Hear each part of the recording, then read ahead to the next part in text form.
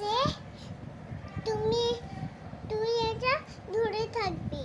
হ্যাঁ, আর আমার হাতে একটা বালি যদি ওর ভিতরে পড়ে তাহলে নাকি আমাকে ছেঁচে দেবে। কি কি কি করবে? ছেঁচে দেবে বলছে। তোমারে ছেঁচে দেবে? হুম, কে ছেঁচে দেবে? ভাইয়া। কেন, কি কারণে? কারণ আমি তো কেক বানাতে যাচ্ছি। এদিক তাকাও। হ্যাঁ, কেক বানাইতে চাচ্ছিলে? হুম, তা কেক বানাইতে চাচ্ছ, তা ছেঁচে দেবে কেন? আমি ছেঁচে দেবেই তো। আমি বলছি হ্যাঁ, ও বলছে আমার হাতে একটা বালি যেন ওর ভিতরে না পড়ে তাইলে আমাকে ছেঁচেই তো দেবে। হ্যাঁ, তা তুমি বালি কেন ওর হাতেরটাই ফেলবা? কারণ আমার ইচ্ছে আমি কেক বানাবো। তা তুমি কেক বানাবা, ভালো কথা। ওর হাতের উপরে বালি ফেললে তো ও তোমাকে ছেঁচে দেবেই।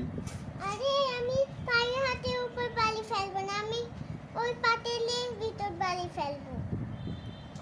তাহলে ছেঁচে দেবে কেন? ছেঁচে তো দেবেই।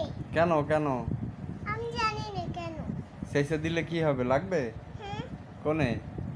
যেমন লাঠি দিয়ে কারো মারে, হ্যাঁ লাগে না, তেমন করতে আমাকেও ছেঁচে দেবে। আমার লাগবে না তো কি হবে?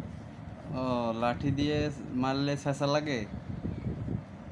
তো লাঠি দিয়ে মারলে ব্যথা লাগে। আর ছেঁচা লাগে কি দিয়ে মারলে? ছেঁচে লাগে কি দিয়ে মারলে? হ্যাঁ, ওই যে এইভাবে এইভাবে করলেই তো ছেঁচে লাগে। ওইভাবে তোমাকে ছেঁচা দেবে বলেছে? হুম। আচ্ছা, আমি দেখতেছি ভাইয়াকে। দাঁড়াও। যাও, তুমি কেক বানাও।